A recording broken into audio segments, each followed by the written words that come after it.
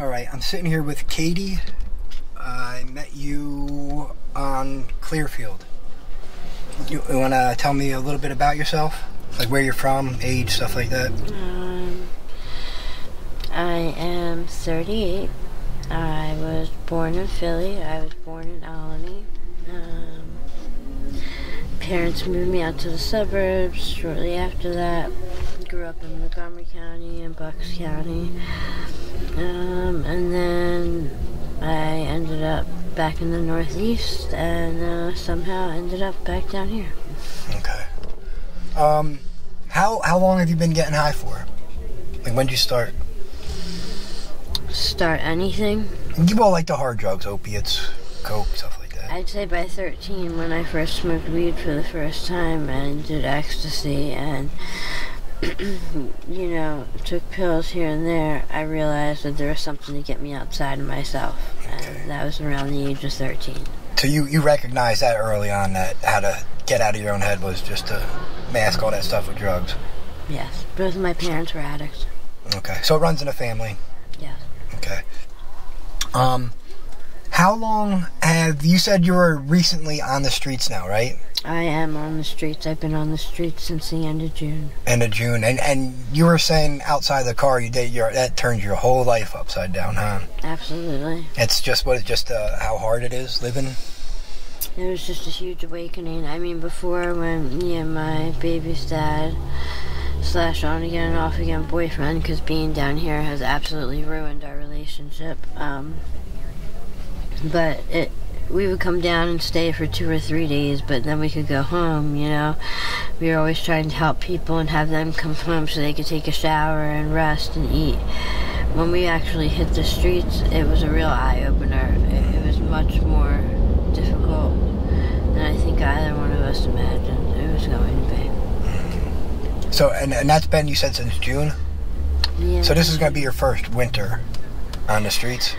Hopefully not. I'm planning on going into treatment. Oh, you are looking for treatment? Yeah. Okay. What are you doing? How do you know, or where do you plan on going? Do you have any of that worked out yet? No, but I'm hoping that it could be a mommy and me after I complete a full rehab, so maybe I can get my children in my life a little bit more. Yeah. How many kids do you have? It's going to be a hard one.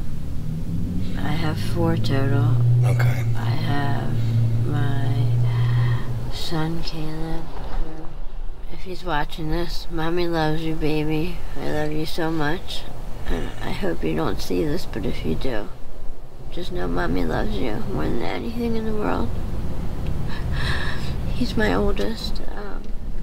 I also have his sister, Anastasia. Okay. And then, they're both with family. Caleb's with his dad's family and Anna's with her father's family. Since I've been down here, Anna's father is also an addict. He was in jail for numerous reasons, but one of them being domestic violence. And I've heard that he was found floating in the Delaware River sometime in July, and that they suspected foul play. Oh, wow. And now you said that was one of your kids' fathers? That was my daughter Anna's father. Wow. His parents are the ones that are raising Anna right now. So he got out of upstate in October and was found dead in July. Oh, so wow. My daughter just had those few precious months with him, and then he was ripped right back out of her life again. Wow. So now, are you? What's your drug of choice? Cocaine. So crack or do you shoot it? Shooting it. You shoot it. Now, do you do fentanyl every day too, or? I do, but I do very minimum. If you would have asked me this 5 months ago, I would have said dope all the way. Mm-hmm. But I've relapsed on and off throughout my life, and once I started putting all types of shit in the drugs, you don't even know what it is. When I was younger, the last shot of powder I had a really bad seizure, and I said after that I'm not shooting powder. But then once I hit the streets down here, somebody gave me a shot and there's powder in it and I didn't realize it and I did it and it's been off ever since. Yeah, that is a rush that's hard to explain to people that haven't tried it. So I understand why you can get caught up in that crap. I get it. I get it. So, do you deal with the tranquilizer a lot? Is that why you're like sedated right now? You would say it's from the tranquilizer. Yeah, it's just Zombulin. Now, was that in the coke or in the fentanyl? No, it's in the fentanyl, or maybe.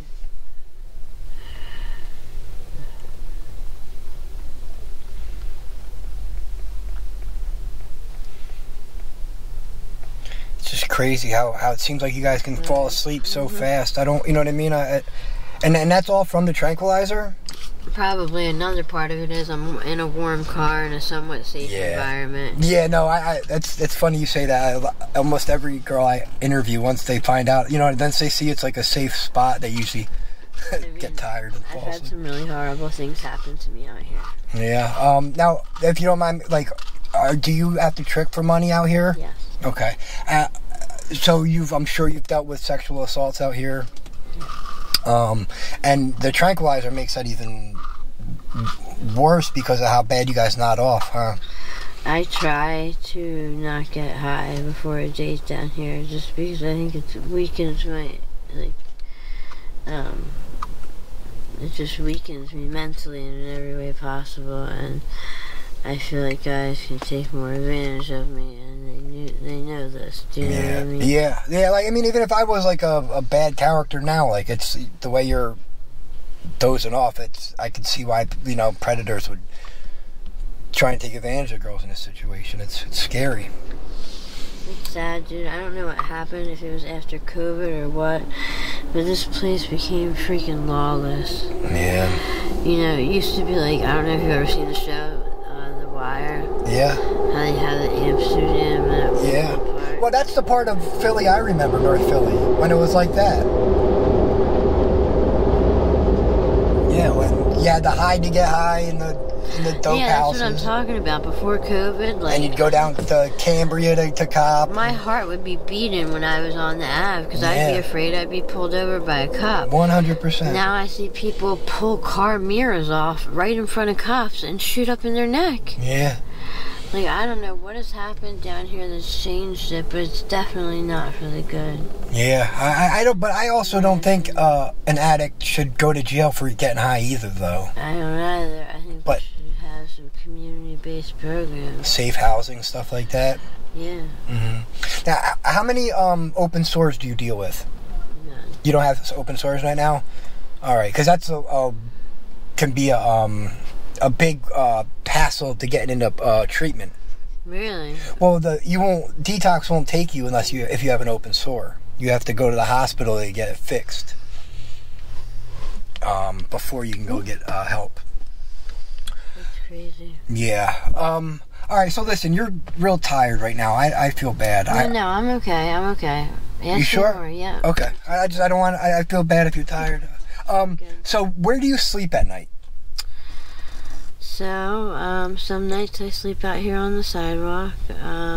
They usually always have that fire going in the can until the fire company comes out to put out this little itty bitty fire. You're talking about here on Clearfield. Clearfield, yeah. Yeah, when I stay out, this is where I stay. I'd stay down. I would stay down here. There's like 3 or 4 spots. There's the park. Mm-hmm. Then there's Cambria. People that stay on Cambria. Then you have Somerset. Mm-hmm. And then you have Allegheny. Yeah, I noticed they're staying down on Sedgley, down near, down that way. Like Tioga area. Yeah. That would be the other area. Okay. And those are like, I'd say like the few areas people, I don't want to say cliques, but congregate and get together. Right. Yeah. Now, do you have, I don't want to, use the word friends, but I mean, you kind of group together with people down here to be like a safety in numbers type thing? Yeah, absolutely. All right, so there's certain people that you'll stay with. Yeah, like my girlfriend Danielle that you saw. I don't know if you saw me run over to her. Like, I am almost always with her. Okay. And if I'm going out on a date that I've never gone on, I usually ask somebody to snap a license plate or something. Okay. because I don't know how much of it is true or how much of it is not. I heard they found a bunch of girls underneath the tracks with their eyelids sewn shut. Yeah, no, I heard that was debunked, but there is a lot of terrible things that are happening to females. I know there is a red truck that's driving around that is raping girls and taking the money back. That has absolutely been confirmed. Wow, it's a red truck, you said? Yeah, well, what they do is on Wednesday nights they have this group that's for sex workers, and they give out like a safety sheet where all the bad dates are typed up and reported on there to try to help us stay safe out there. Wow, okay. And where would you go? Is that like Prevention Point for you to go for that info? Yeah, Prevention Point would be able to give you the information for that. I can't think of what the exact group is called. Okay, that's fine. But they, at least in the summer, they were meeting in the park on Wednesdays at 5 You're talking about o'clock. McPherson Park down here? Okay.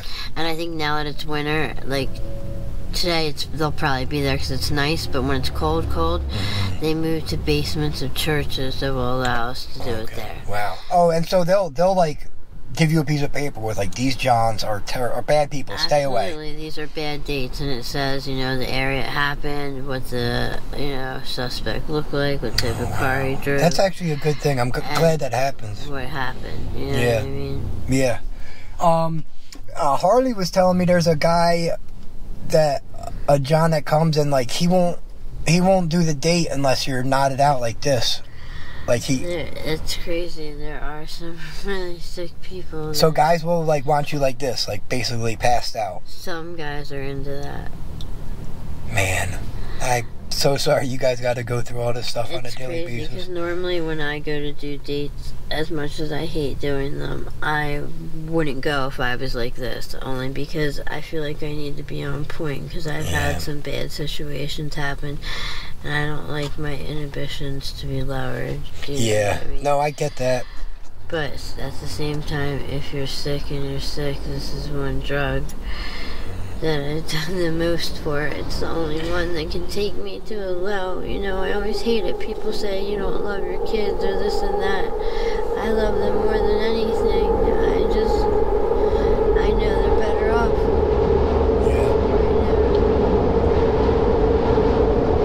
No, I mean, if you're going to be in your kid's life, it's got to be a stable presence, It's just crazy, though, because like I said, I've been in and out of the rooms. I'm a very big believer in AA and the Big Book. I think all of that works. I believe in the 12 steps. I believe in it all.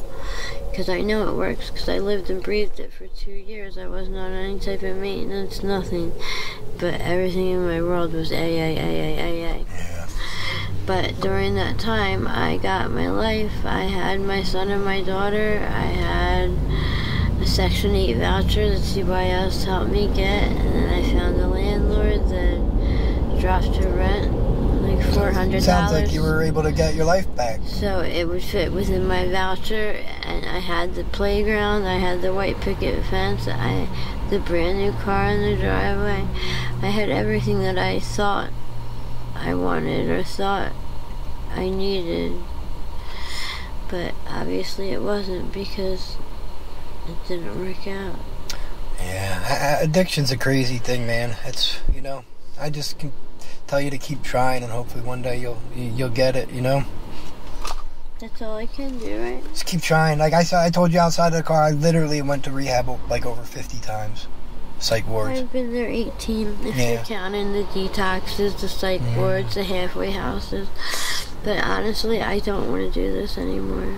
I really don't. It's to the point I feel like this is hell. Being an active addiction and not dying. Yeah, being an active addiction is bad enough. I mean, but to have to do this out homeless on the streets of Kensington, it makes it so much harder. So much harder. I have a son that I gave birth to this last May, and I've never met him. Would you give him up for adoption? I don't know. I'm not even sure. I think he's in foster care right now, because they have an X amount of time I think they have to give you before they can put them up. Oh, okay. But I've been saying every day I'm going to rehab since October, and I'm still here. Oh, just keep saying it. Hopefully, one day you'll you'll go. Now, did I just ask you, do you have open source? You said no? No. So you can get into detox. It'll be a little bit easier for you. Yeah, like I said, my main drug of choice is cocaine, so what I said about that, so it used to be fentanyl. I used to shoot a bundle a day, but like I said, I had been clean and I had put powder down after I had that seizure. Well, once I hit the street down here, everybody does what's called a 1-in-1. They'll do 1 powder, 1 dope. Is that kind of like even you guys out? Like I guess, or they'll do a 2 and 2, so that way, the same reason why they smoke meth, so because of all the trank, so that way you're not falling asleep. And what had happened is somebody had left a bag in my friend's apartment, and I saw it the next day. I said, yo, you left this bag here, do you want it back? And she's like, I don't remember leaving that, you can keep whatever was in it. And I was with my baby's dad, and we were both starting to get sick. I opened it up, and there was 1 powder, and 1 dope and 2 powders. I said, well, if we mix this together and split it, we'll probably feel it. And he's like, yeah, but I thought you didn't do powder anymore. But I was sick, so I said, fuck it, and I did it. It was the worst move I ever made, because now I can't put it down. Yeah. I struggle more with the powder than the dope. It's crazy that you say that, and it's because it's the addiction is all mental with the coke. That's great. You're right, it is. If I have $5 in my pocket, I'm buying a thing of coke before I'm buying a dope. And there's no physical withdrawal really with the coke. Just sleeping. Just sleeping. Just sleeping, and I think the mental addiction can be a lot harder a lot of times than the physical. Because that cocaine withdrawal is, it gets hard. I went to Rock Ministries 3 weeks ago, and I was all ready to go to rehab. They had the bed for me at Kirkbride and everything. And at the last minute, I didn't go. Yeah. My baby's dad was supposed to go with me, and he never showed up. And I just felt like I wasn't able or ready to leave with the way things were. Nothing was in order, but I guess now in retrospect, I should have just taken that opportunity. Well, maybe you can find your way back to Rock Ministries and ask them for help again. Yeah, I don't want to do this. They will. They'll get you a bed again. I heard about Will. They'll get you another bed. I don't want to miss out on any more of my children's lives. My son AJ is 2. I miss them. I can't even really talk about them. I just push it so far down. Yeah. Well, like I said, I hope you give it a shot sometime soon. I really do. All right, it's been about 20 minutes. I appreciate the interview. If I see you in the future, can I stop and talk to you again? Absolutely. All right, and I give you my word. I'll be back up here this week with small clothes for you. I would really appreciate it. I'm so sorry. You saw the stuff I have back there, but it's all bigger sizes. That's all I have left. So. No, I really appreciate that, because that's been one of my holdups into going to rehab. I have to get a couple outfits together. Yeah. You can't be wearing the same. Were you able to take any clothes from back there? Oh, yeah. Oh, you did get a couple things. Mm-hmm. Oh, okay. All right, you don't have to take them out. I just want to make sure. That's good. Sorry, I was a little bit. No. I don't want this to be embarrassing for you guys at all, and I didn't want to. I don't know what it was about you. I guess maybe because I knew you were an addict, because I've been asked to do these interviews multiple times. Yeah. Even one time I was sick, and had no money in my pocket, and I still turned it down. Really? Well, it can get it can be scary to do this, you know? Everyone's going to know your story now. Not everybody, but people that look on YouTube. And I'm just trying to do it as an addict myself, trying to figure out. I never dealt with this fentanyl stuff, so I don't know what you guys are going through, but I can have some empathy for it. Try and help you guys if I can. I appreciate that. Yeah. All right, I will talk to you soon. All right. All right, goodbye.